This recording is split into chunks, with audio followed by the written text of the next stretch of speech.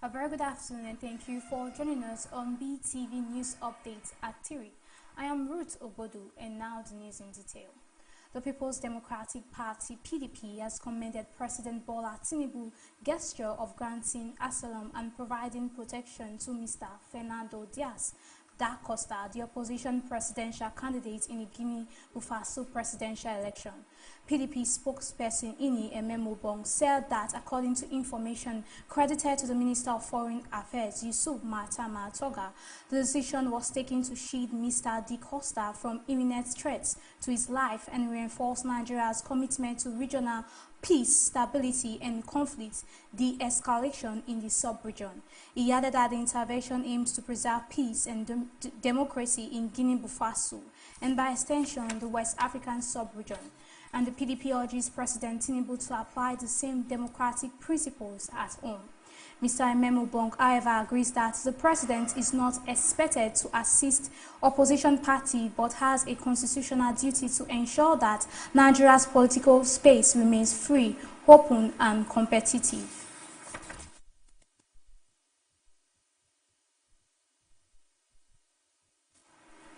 The Minister of Defense, Mohammed Badaru Abubakar, has resigned with immediate effect, according to the presidential spokesperson, Bayo Onanuga.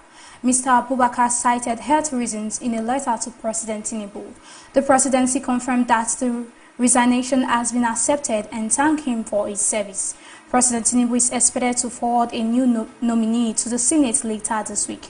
Abubakar 63 was a two-term governor of Jigawa State from 2015 to 2023 and was appointed minister on August 21, 2023. His resignation comes amid President Tinubu's declaration of a national security emergency, with plans to elaborate on its scope in due course.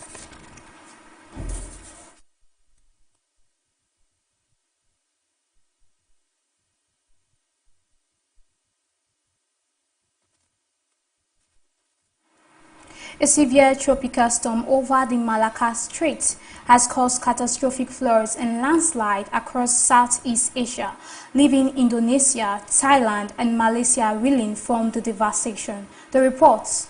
In Indonesia, the hardest hit country, authorities confirmed 604 deaths, with 464 people still missing, while more than 1.5 million residents have been affected. Over 28,000 homes have been destroyed or severely damaged, and more than 500,000 people have been evacuated from flood-affected areas, particularly in West Sumatra. Roads, bridges, and communication lines were heavily damaged, forcing the use of helicopters to deliver aid to isolated communities. Survivors returning to their towns and villages face mud, wreckage, and the loss of personal belongings, struggling to salvage motorcycles, documents, and other valuables. In Thailand, the storm caused 176 deaths, primarily in southern provinces such as Sokalia. Thousands of residents were forced into shelters, and authorities are now focused on restoring utilities and helping displaced populations safely return to their homes. Malaysia reported 3 deaths, with over 11,000 people remaining in evacuation centers. Across the 3 countries, the combined death toll is approaching 800, underscoring the scale and severity of the disaster. The storm destroyed thousands of homes, displaced more than 1 million people, and caused extensive infrastructure damage, cutting off roads and communication network, and complicating rescue and aid efforts. In Indonesia, military units and helicopters have been deployed to deliver relief supplies and clear blocked roads. Thailand is concentrating on restoring essential services and supporting displaced communities, while in Indonesia, public criticism has mounted over delays in aid distribution, increasing pressure on the government to respond more effectively. Experts warn that climate change and rising oceans temperature may increase the frequency and intensity of storms in Southeast Asia. The disaster highlights the vulnerability of many communities to extreme weather events and the urgent need for better disaster preparedness. As water recedes, survivors are beginning to return home, confronting the immense task of rebuilding lives, clearing debris, and restoring livelihoods, while governments and relief organizations continue to struggle with the scale of destruction. Evelyn Izibli reporting for Beetv News. The year 2025 has been a remarkable one for the Bola Tinubu administration. The government has pursued reforms addressing long-standing distortions across multiple sectors, established durable infrastructure for sustained national development, and introduced policies expanding enterprise and creative opportunities for citizens. In the health sector, achievements have been far-reaching and sector-wide, according to the Coordinating Minister of Health and Social Welfare, Professor Mohamed Patey. Landmark programs and initiatives were introduced with significant improvement to primary and secondary healthcare systems. Thousands of health workers were trained and newly recruited, and major upgrades were made to health infrastructure, including new top-tier cancer centers across the geopolitical zones. Hospitals were rehabilitated and several turnaround policies were implemented. Under the renewed Hope Health Agenda, 68 billion was approved, released and transferred to the National Primary Healthcare Development Agency for vaccine procurement. Health insurance coverage expanded from 3% to over 11% during the year, representing more than 21.1 million Nigerians enrolled in basic healthcare provision channels. In March, President Tinubu launched the National Health Fellows Program to provide opportunities for young Nigerians and improve service delivery at primary healthcare centers. Since 2023, Nigeria has administered the HPV vaccine to 14 million girls aged 9 to 14, protecting them from cervical cancer, which affects 12,000 Nigerian women annually.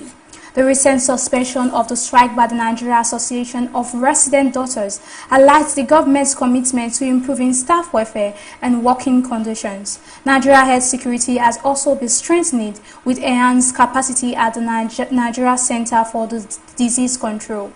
Under the Presidential Action Committee, $1 billion in investment guarantee financing has been secured from the Africa Development Bank, while the Human Development Accelerator is providing £1 billion for investment in the health sector.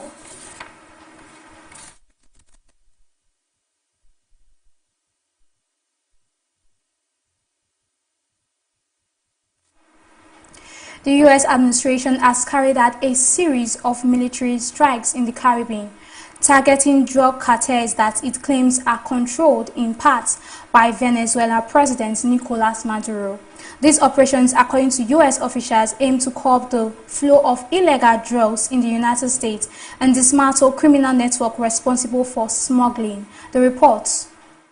Since September 2025, U.S. forces have conducted airstrikes against vessels suspected of trafficking narcotics. These strikes have resulted in at least 83 reported deaths, raising concerns over the legality and proportionality of the operations. A particularly controversial incident involved a follow-up strike on a suspected drug boat after the initial attack. This second strike, ordered by the U.S. Navy Admiral Frank Bradley, targeted survivors of the first attack. The U.S. government maintains that the follow-up was lawful and necessary to neutralize threats posed by the vessel. Press Secretary Caroline Leavitt defended the action, stating that the strike was within authority and the law, and was intended to destroy the boat and eliminate the threat to the United States. The strike have drawn bipartisan scrutiny in Congress, with some lawmakers warning that targeting survivors could constitute an illegal use of force or even a war crime. International observers have also raised concerns about the humanitarian impact and potential escalation of conflict. President Donald Trump has defended the overall strategy as part of a campaign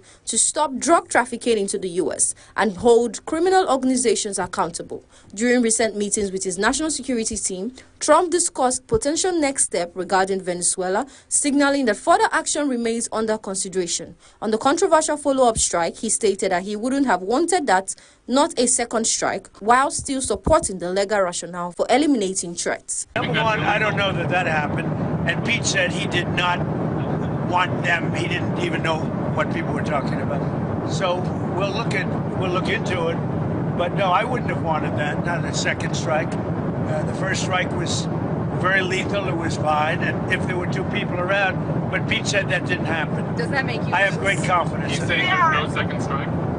I don't know. I'm going to find out about it, but Pete said he did not order the death of those two men. Beyond maritime operations, U.S. officials are reportedly weighing the possibility of strikes on the Venezuela mainland. A significant naval deployment to the Caribbean has heightened tensions, and some reports suggest that future operations may include covert covert actions aimed at Maduro-linked criminal networks. The administration labels certain Venezuelan cartels as terrorist groups, which form part of the justification for potential expanded military action. The Venezuelan government has condemned the strikes, asserting sovereignty and expressing continued loyalty to its people. The escalating military presence and potential for direct strikes on Venezuela territory have intensified the diplomatic strain between the two nations. Analysts interpret the U.S. actions not only as counter-narcotics measure, but also a broader pressure on the Maduro government, raising the risk of further escalation. The situation remains fluid, with international and domestic scrutiny on the legality and consequences of U.S. actions. Lawmakers, human rights observers, and foreign governments continue to monitor development closely, emphasizing the need for careful oversight to prevent a wider conflict.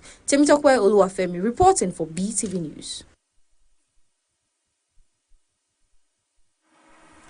The wife of the Zamfara State Governor, Haija Huria Dualawa, has flagged off the 2025 16 days of activism against gender-based violence, calling for collective action to end all forms of violence against women and girls. The reports.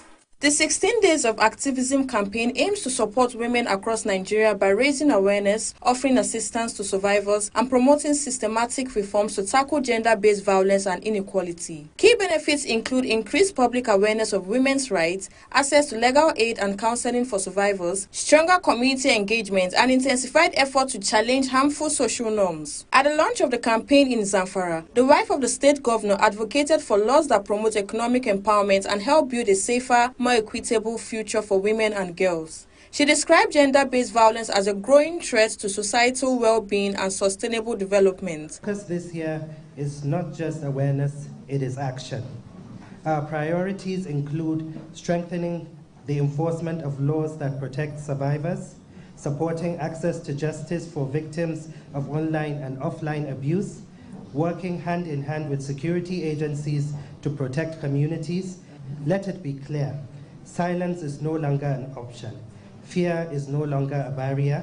Violence, whether physical or digital, will no longer be tolerated. She also addressed the rise in digital violence, stressing that online abuse should be taken just as seriously as physical abuse, noting that they both have long-term consequences for victims. In this fast-growing digital world, our phones, our devices, and our social media platforms have become extensions of our lives. Sadly, they have also become tools for harassment, bullying, blackmail, exploitation, cyber-talking, and emotional violence. We must protect our people in both physical and digital spaces.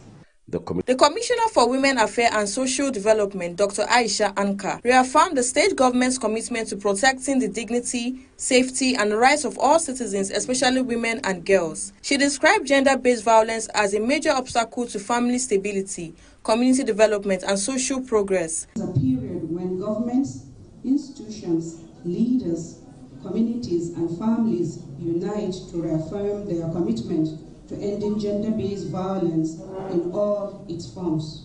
Victims of gender-based violence were encouraged to speak out and seek help without fear. Stakeholders were also urged to intensify awareness campaign and strengthen prevention strategies. Zainab Mohammed reporting for Beetv News.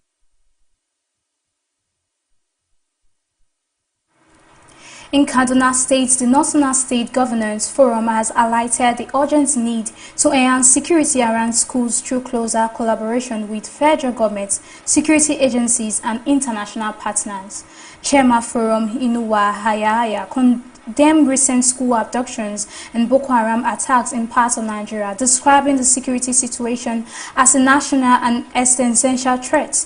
He emphasized that peace is the foundation for politics, governance, and development. The governors also welcome international cooperation, while stressing that Nigeria's sovereignty must be respected. To a national and existential threat. It endangers the present and mortgages the future of our region. This menace spares no one. It consumes the poor and the rich, the Muslims and the Christians, the young and the old. Now is not the time for politics or politicking. Your Excellencies, our region has come far. We are dismantling all obstacles and building new pathways of cooperation and development. But challenges remain. Some inherited, some imagined, some shaped by global uncertainty. What matters now is that we face them together with clarity. The FCT Police Command says it has prevented what could have been a major mass abduction in Abuja, killing 3 armed bandits and recovering weapons during an intelligence-led operation. Police launched a coordinated offensive after credible intelligence revealed that a notorious kidnap syndicate was preparing to attack a community before 1st December. A key suspect was arrested and his phone used to coordinate previous attack in Akko, Dupa and part of Gwagwalada, Kute and Kwali was recovered and analyzed. Investigations led officer to Galabu East in Kwali, where the gang had regrouped to launch the planned attack just after 11 p.m. Police operatives of the anti-kidnapping unit advanced into the forest and staged an ambush.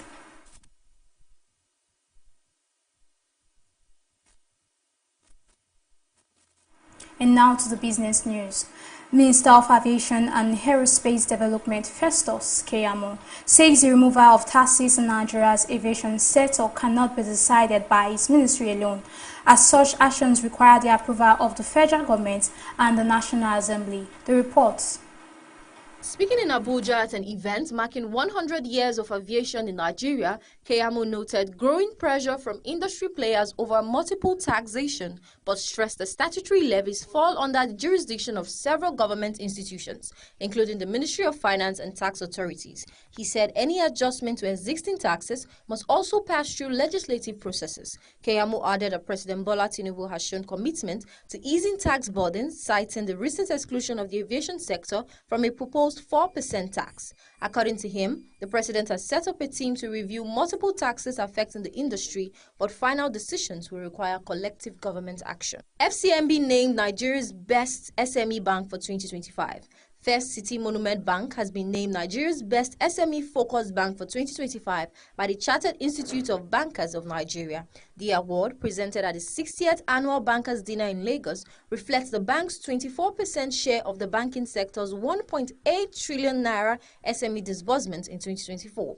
FCMB said its SME lending aligns with key growth sectors highlighted in the Q3 2024 GDP report, including crop production, trade, telecommunications, real estate, and food and beverages. The selection was based on lending data from the Central Bank of Nigeria. The bank partnerships aimed at helping business owners overcome challenges and achieve long-term growth. The Southwest Development Commission is seeking the revival of old and on-service rail lines across the region as part of plans to develop a regional rail network that will cut transportation costs, expand market access, and create jobs. The managing director of the commission, Dr. Charles Akinyola, disclosed this during an interaction with journalists in Lagos on Monday. He said the initiative will support rural prosperity, boost food security, and enhance the region's economic growth in line with President Tinubu's Renewed Hope agenda. Akinyola commended the managing director of the Nigeria Railway Corporation, Dr. Kayode Okwefa, for positively receiving the commission's proposal on Southwest Rail connectivity during the recent visit. He said Okwefa had expressed the NRC's readiness to review the commission's application for an operational license and directed relevant directors to work with the SWDC technical team on drafting a memorandum of understanding. Akinyola noted that the Commission's rail development plan consists of short, medium, and long-term phases with the immediate goal of securing the concession of old, unused rail routes for quick commencement of operations. Temitope Oluwafemi reporting for BTV. Trump will be present at the official draw for the 2026 FIFA World Cup finals, scheduled to take place in Washington later this week.